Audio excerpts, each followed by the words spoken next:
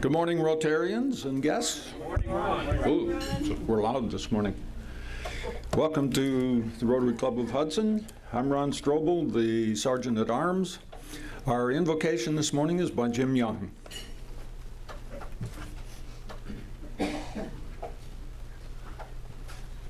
Good morning, Rotarians. Good morning.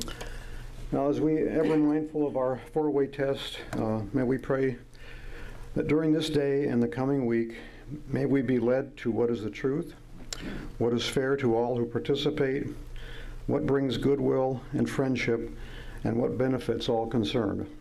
May we find in our time together inspiration and renewal for our purpose. May we touch the holy in each of us and be touched by the generousness of life. May we find here a calm peacefulness and that will carry us throughout the days before us. Amen. Amen. Thank you, Jim.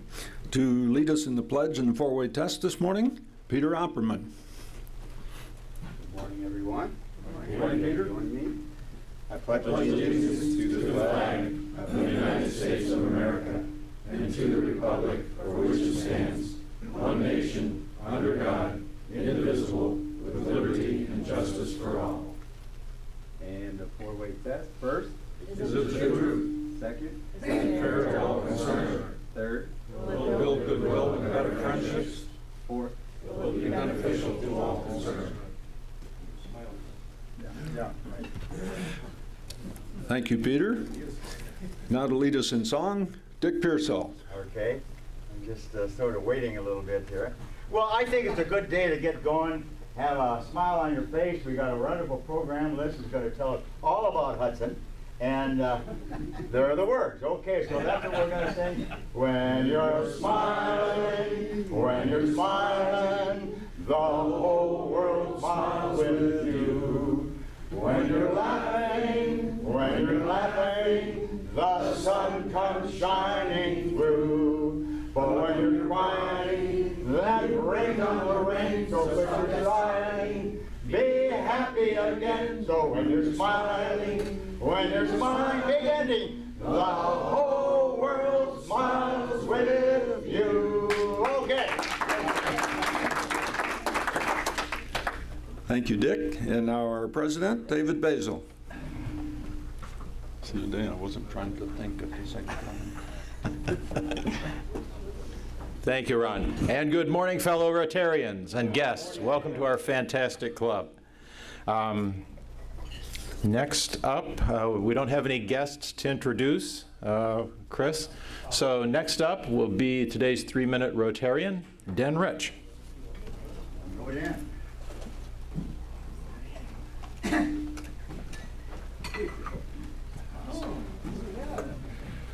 Good morning, Rotarians.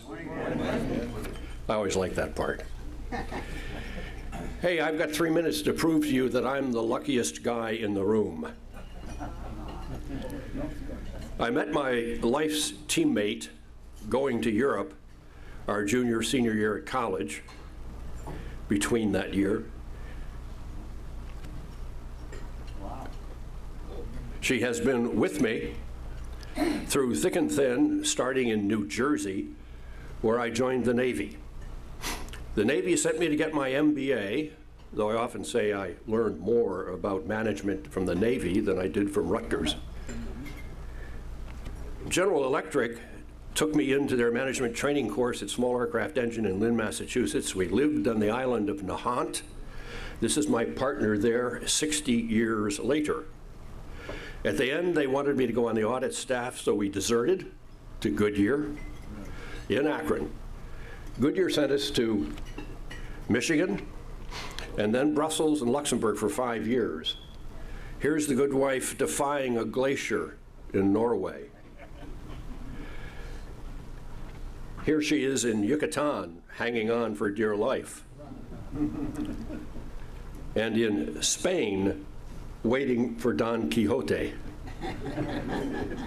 In Greece, trying to find the Mykonos sun. In Crete, stuck in the gorge. In Niger, assisting our Peace Corps daughter. In India, fighting the crowd at the Taj. In China, cruising on the Guilin River. And then in Tibet, sizing up the capital. In Korea, mourning my failure of negotiation there. In Thailand, at the ancient capital of Sukhothai. In Korea, in Bali, after our visit to the Sumatra plantation. And then in Chiang Mai on a taxi going up to Burma. In Peru at Machu Picchu. Now that was all before we really got started to travel together. We started with adventures in Morocco, where we lived near Casablanca for 5 years. It also included snorkeling in Northeast Australia, in Nepal, praying, I think. If I've left you with any doubts, let me try Mexico, dodging the banditos in the Baja. In Antigua, relaxing at last. In Venice, birding. In Amazon, fishing. At the Great Wall of China, that's Trump's Great Wall in the background. In the Virgin Islands, having fun camping. In Udaipur, well, it beats Pakistan. In Warwick, doing some genealogy. In Russia, observing the rooms in St. Petersburg. In New Zealand, at Mount Cook near the top. In Scotland, doing genealogy on her family. In Morocco, searching for a desert castle in Morocco in Moroccan costume. In Belize, oh, they went in reverse, okay. Living it down in Central America. in Pest with Goodyear work assignments, ending in Budapest for 2 years and before we retired. In Buda, where we lived, joining Elder Hostel before we went on to Rio. It's not all Zika on the beach. Poland, parts were actually pleasant. Czech Republic, a handsome tradition. Salvador, weird Owisha dancing. Argentina, beautiful hiking in Bariloche. In Slovakia, as seen from the hills. In Bulgaria, where they had lousy winemaking. In Spain and Portugal on a Rhodes Scholar trip. In Burma, just this February. Virgin Islands, sail ho. In Cambodia, what a place. San Juan Islands, Canadian waters. Cyprus, very visible history. Easter Island, now these gods are different. Dead Sea, floating high. In Egypt, back to the Sphinx, thank you. Greece, Speaker's Monument. The Guatemala, Incan pyramids. Istanbul, the Blue Mosque.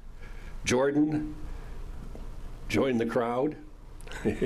Mexico, Chichen Itza. Brazil, Izud Falls. Oxford, re-study time. And in between, the good wife came forth with our daughter Janet, professor of epidemiology at Harvard Medical School. Laura, the pediatric doctor in charge of the emergency room at Atlanta Children's Hospital. And Steve, my son who was here last week, Chief Operating Officer of Intel's New Business Initiatives. Den, your 3 minutes are up. I hope I proved it to you. Thanks.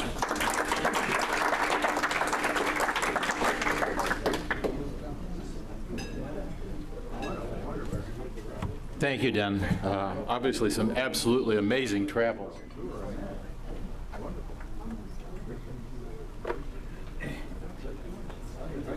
Next week, 3-minute Rotarian is Ron Strobel, and I will let everybody know about the 3-minute Rotarian 2 weeks out. We'll draw that next week. Some announcements and updates. First, Ed Sogan.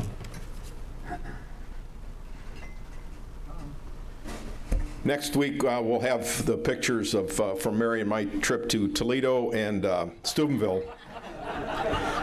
Next week will be Find Day, and the cause for next week will be Jimmy's Notebooks. As you remember, last year we started that at McDowell.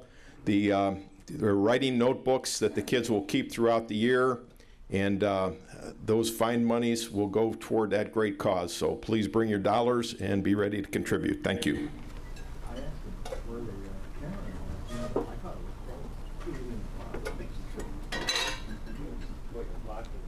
Okay, next up, Gail Royster, you wanted a couple of minutes for the family picnic coming up.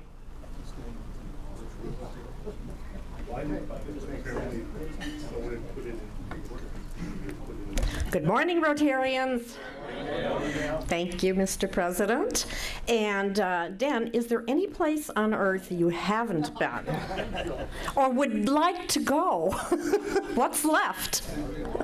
That was really fabulous. Okay, our family picnic, you've all seen flyers, I believe, and the sign-up sheet is making its way around. Saturday, August 20th, Cascade Park, 3 to 6 p.m. And on the sign-up sheet, if you would kindly note how many people are coming, meaning your spouses, your grandchildren, whomever guests you would like to bring, and also what kind of a dish you would bring. I don't need the recipe, just kind of the category would be helpful. Is it a dessert? Is it a side dish? Is it an hors d'oeuvre, appetizer? And two things we really need is we need a grill. Who's going to raise their hand and tell me they'll bring a grill? Who's got a grill? Tom Tobin has a grill. Well, he's been elected. Thank you. Okay. And not include yourself. That's the number of people in addition to yourself. Total. Put the total down. Total, okay. Because Ron only had one. Oh, gee, okay, we'll recirculate it. And we also need a volunteer to cook. We need a chef. Who will be a chef for us? Come on, we need chefs. Chef? I'm not leaving till you. There you go. Thank you, Joe. That gets me off the podium anyway. Thank you all. See you on August 20th.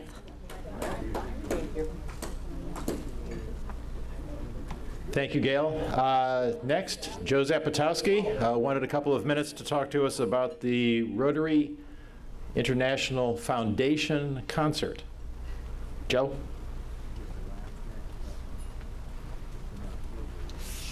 Good morning, Rotarians. I'm really here to address those who signed up.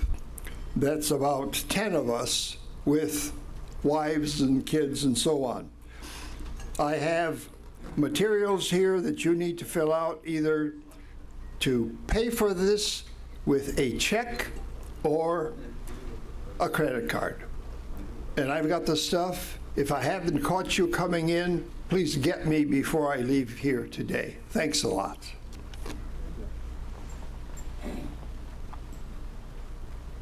Thanks, Joe. This is going to be certainly an interesting and exciting event. We've got Rotarians coming in from around the world for this concert. It's a special concert by the Cleveland Orchestra for the Rotary International Foundation. Just a reminder, we will meet here at Laurel Lake next week. There will not be a Wednesday meeting on August 17th, 2 weeks from today. The family picnic on the 20th will be in lieu of that meeting, and then we will meet again on the 24th and 31st of August. But this space will be under reconstruction, so we'll be meeting at the Hudson Country Club. Next, our speaker for today is Liz Murphy. I think most everybody in town knows Liz. If they don't, they've only been here for 10 minutes. I think that is very good. As we all know, Liz was the owner of the Learned Owl Bookshop for many years. I've often said publicly that I think one of the defining characteristics of Hudson is its volunteer spirit. Hudson really is, in my words, volunteer central, and I don't think anyone epitomizes that more than Liz. She has given immense amount of time to the community as a volunteer, most recently leading up Destination Hudson, which began in 2008, 9. It was close. And Liz was one of the early visionaries for that effort, and ultimately that culminated in the Hudson Visitors Center. So Liz is here today to talk to us about Destination Hudson and our new Visitor Center. Liz? Thank you.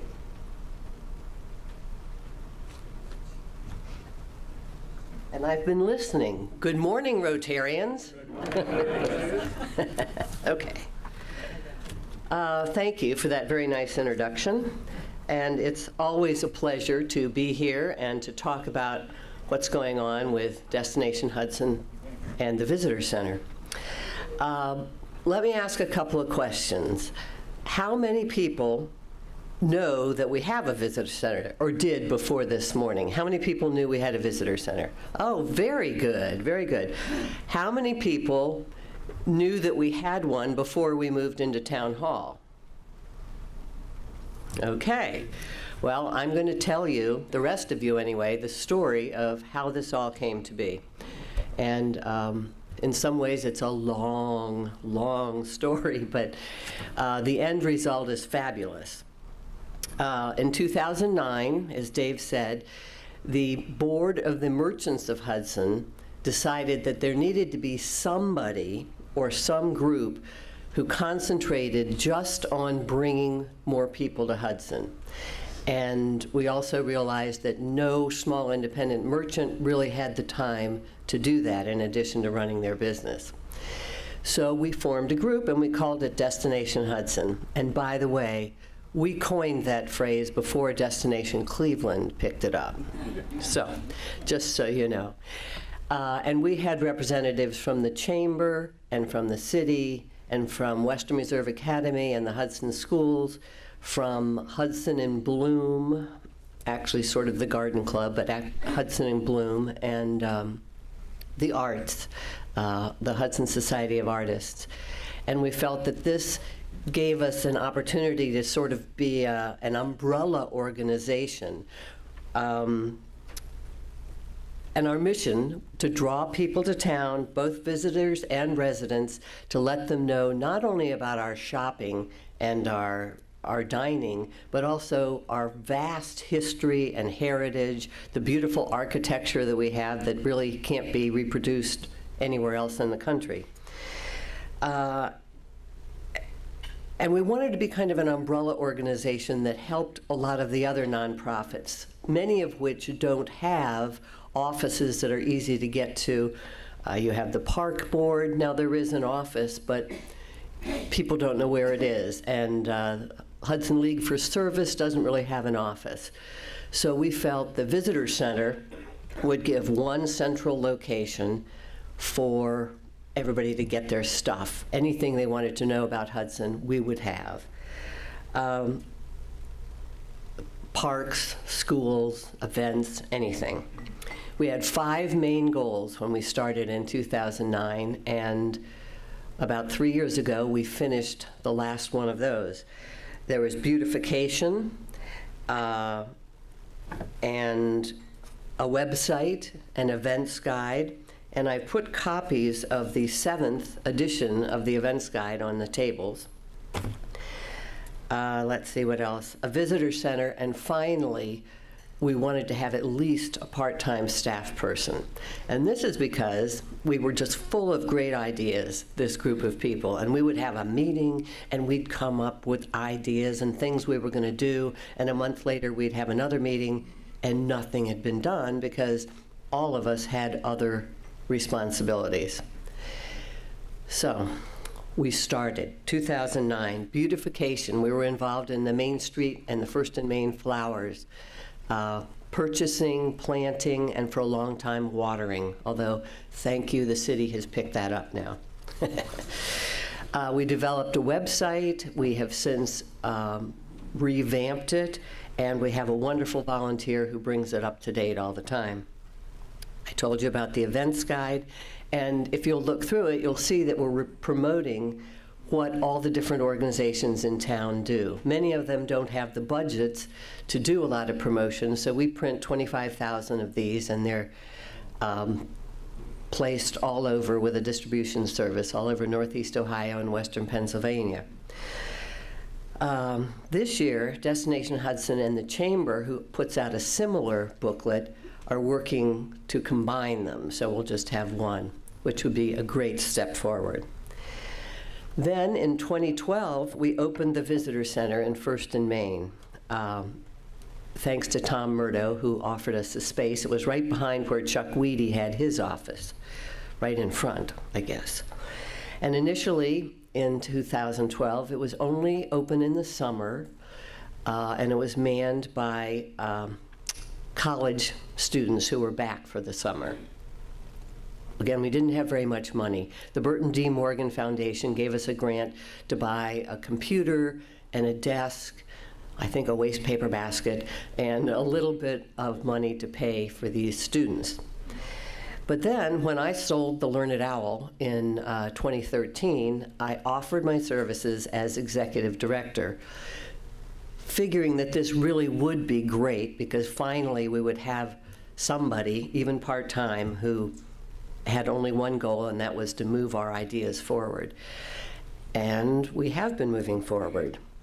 I manned the visitor center, excuse me, Friday, Saturday, and Sunday, and started a group of volunteers so that by 2015, we were open 5 days a week, which was a great improvement. I also started finding products that we could sell. We had to be self-sufficient eventually. We're not quite there, but we're moving in that direction. So we sell products. We have several events. We have the Chocolate Walk. We're having a new event that's going to be similar to the Trees and Treasures event that St. Mary used to have. And we're also having a retreat next week to see if we can come up with some others. And then I write grants. I've become an okay grant writer in some respects. So that brings us to the fall of 2014. We have everything that we wanted to do, those 5 goals. The city hall had vacated, the city had vacated town hall because they wanted to combine their services and their offices all in one location. And they offered the space to Hudson nonprofits if they would write up a proposal. So we and the Hudson Fire Department Association both leapt on that opportunity. And then seeing that both groups were interested, we decided we could work really well together. And it was always the understanding that the visitor center would be in the west side, the main entrance of the visitor center, of Town Hall, and the fire department would have a new museum in the back. And it has come to pass. Very exciting. I will say that it's been a long, long haul for those 2 years. What with grant raising, or grant seeking, fundraising, construction, who knew? I had never managed this kind of project before. My part-time position became pretty much full-time for those couple of years. And it's interesting, my husband and I went to Florida for a good part of March in 2015. And every morning, I was there from 6:30 to 7:30. I was on the phone with Dennis Hensley from the Fire Department Association, and we were hammering out details for the Burton D. Morgan grant, which was due at the end of the month. And finally, my husband, who really did know what I was doing, said, "Who is that man you talk to every morning?" But it did work out, and Burton D. Morgan Foundation gave us a wonderful $125,000 challenge grant, which we met and have moved forward from there. I will also mention that I think everyone, certainly everyone in this room, but everyone but me, knew that construction always costs much more than expected. I had no idea. I took that figure as gospel. Well, as a result, we are still strongly in the fundraising mode. So if anyone would like to buy a paver, we're about to install our second set of pavers that have been engraved. You can donate any amount to the project. And I do have forms there. Maybe Dave would drop one around. Yeah. I've already circulated. Oh, bless you. Thank you. So anyway, we're getting it done. It's the visitor center's been open for a couple of months. We have as many people in a day as we used to have in a week at our old location, just because it's so visible and we have such nice restrooms now. So the positives are tremendous. Beautiful high-ceilinged space. We have more than 12 artists represented, 12 local artists, many of whom who don't have any other place to display their work or sell it. So we feel that that's a really valuable thing. As a matter of fact, we're working with the Margaret Clark Morgan Foundation so that they will advertise our art space when they have their art space open, and then we in turn will have little postcards urging people to go over to see the art in their space. Being right on the village green, the farmers market loves it, both vendors and people who come to visit the farmers market, mostly because of the restrooms. When you come to visit Town Hall, you've got to look at the restrooms. This is a grant from the Reinberger Foundation, and I don't know how many of you went into the one unisex bathroom that was there, but now there are high ceilings, 1.5 times this tall, with picture rail going around. Beautiful restrooms. I know, I'm going on too much about the restrooms. I have a group of 20 volunteers. Some take 1 day a week, some take 1 day a month, some fill in as needed, like Max. I've learned, especially during this summer when we're open 7 days a week now, and during the farmer's market, I can always use more. So if anybody would like to give a 2 or 4 hour shift every once in a while, see me, because it's easy, it's fun, especially during the farmer's market when it's really busy. I also found that, one of my volunteers has also taken upon herself to approach tour guides and tour groups. And we quickly found that one thing that's pretty essential is centrally located public restrooms and a museum. And now we have both. And we've had at least 2 tours come through as a result of our reaching out. And then we not only tell them about our shopping and what's found in downtown, but we talk about the Rich Grell studio. I don't know how many of you know Rich, but he makes Windsor chairs, and he's happy to have tours come through right here on Barlow Road, I believe. And we talk about the Cuyahoga Valley. We talk about our parks. There's lots to bring tours to town. And I've been watching, especially on Saturdays, I think we may have to start touting the number of Pokemon available on the village greens. If you ever go out, especially at night, because it's kind of weird, their faces are lit up. You can't see anything else but all these lit up faces walking around. We have a weatherproof brochure rack outside of the lobby, so even if we're not open, you can get some of the key brochures. We have a lobby full of things. I brought a few to tell you about. I told you the parks. We advertise all the events coming up at Case Barlow. Hudson Heritage has just redone their website and redone 4 walking tours in full color. Beautiful. So we have those out there. Let's see what else we have. We have Hudson Community Maps. We have current hubs, so if you ever need an extra copy of a hub, we have some of those there. We have the maps to the Cuyahoga Valley. We have shopping and retail maps for all of Hudson. And we have a limited supply of the Fire Museum brochures, but I'll tell about that in just a second. In the back of the visitor center, we have a wall of glass cabinets that are full of Hudson memorabilia, some that people have donated that is going to be ours, and some that they've loaned, but things that aren't available anymore. One of my favorites is a big ceramic ashtray, and it came to me in a box from, oh no, I can't remember the name of the Hallmark store, but it was in Turner's Mill. Anybody remember that? Newton's Hallmark in Turner's Mill. But a whole wall full of this stuff. We also, right now, at least briefly, have a real soapbox derby car that John Stafford, former Hudsonite, drove in the soapbox derby in 1969. So if you want to see one, there it is in the visitor center. We're open noon to 4 every day, and then during the farmer's market. And again, I could use extra volunteers.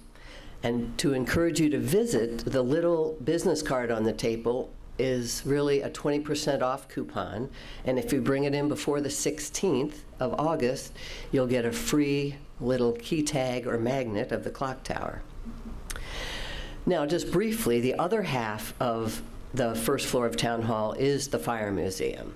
And they're still working. They've been open a couple of days, but they're still working.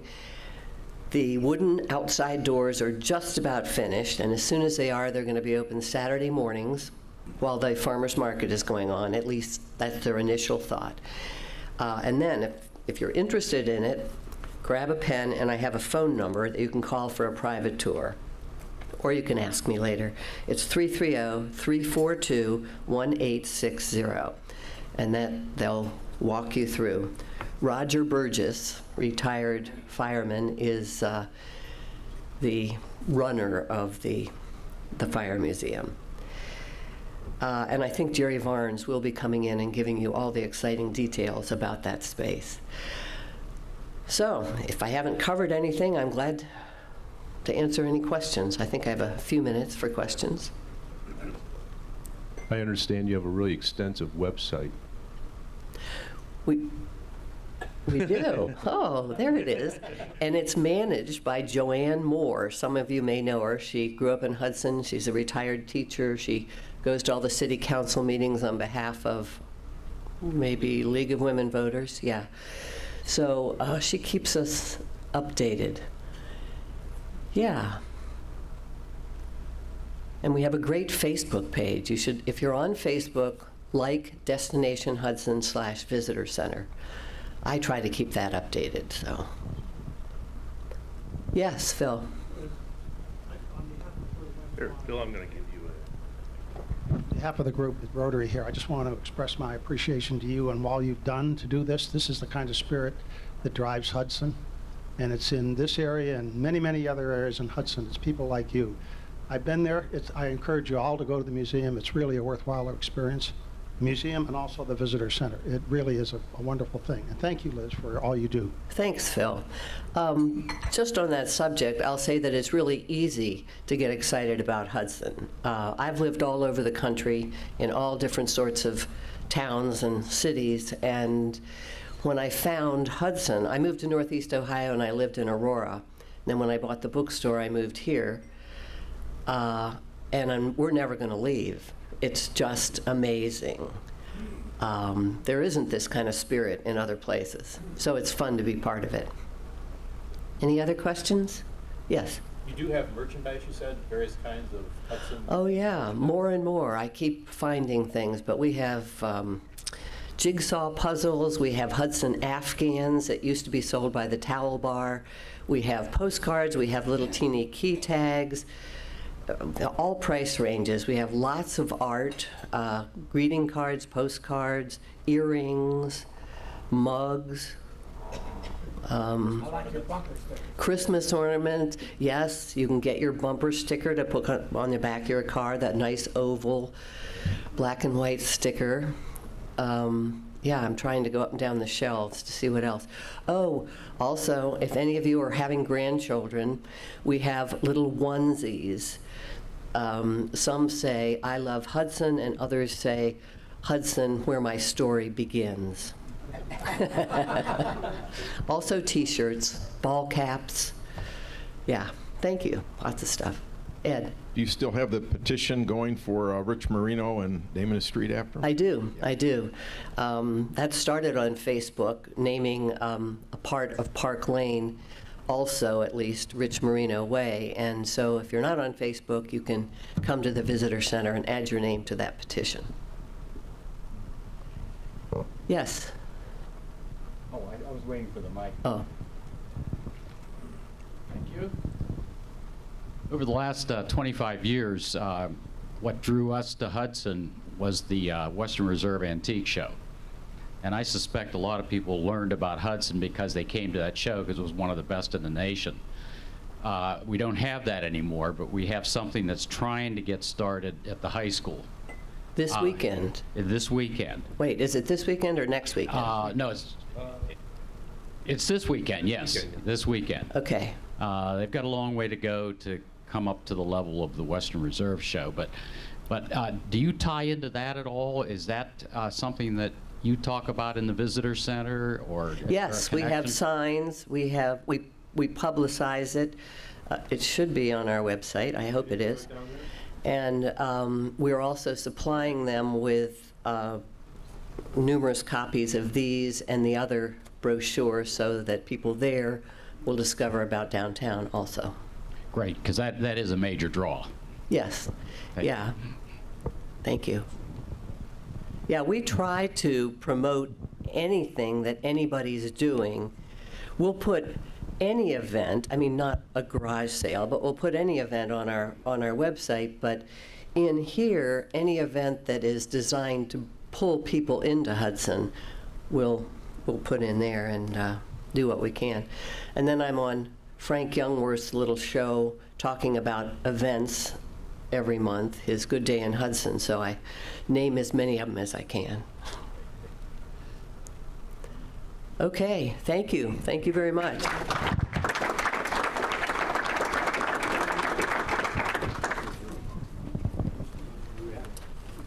And I do have a few of all these brochures I just talked about, in case anybody wants them. And I don't have to. Thank you, Liz. We certainly are lucky to have Destination Hudson. It is a resource, so as community organizations have planned events, they can link up with Destination Hudson, Liz, and you'll get it on your website and help publicize and promote it. Okay, thanks to today's greeters, Peter Goheen, and I saw Liz Ramsey out there greeting, so thank you very much. The AV crew, we had our camera and everything set up so we could enjoy Den's presentation this morning, and you rank right up there among the luckiest guys in the world, I'm certain, Den. So thanks to Tom Tobin, Tom Page, James Field, Den Rich, and Ron Barnhouse for all of their work to set everything up. And today's Rotobuck.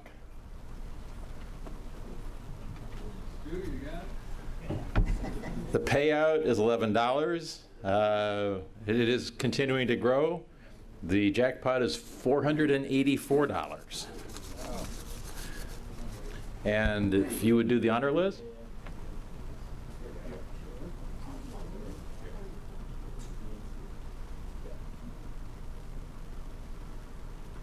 The last four numbers, 2376.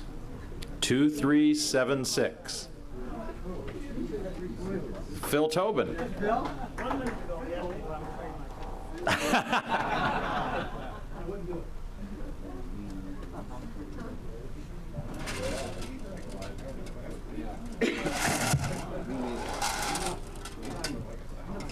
David, the first time I won this, I was a member about 3 weeks, and I think I won $600. I haven't won anything since. So. Hang on. For some reason, this thing is. It's called a butt. This is called a butt something. Yes. Here we go. No. Thanks, David. Thank you, Joe.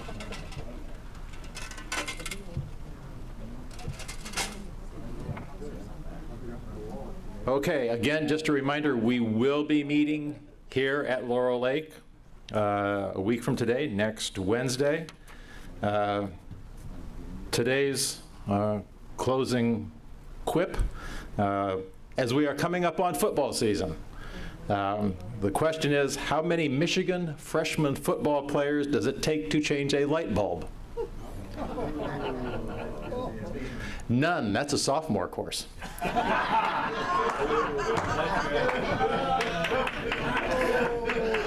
And with that, we are adjourned. Thank you, everybody.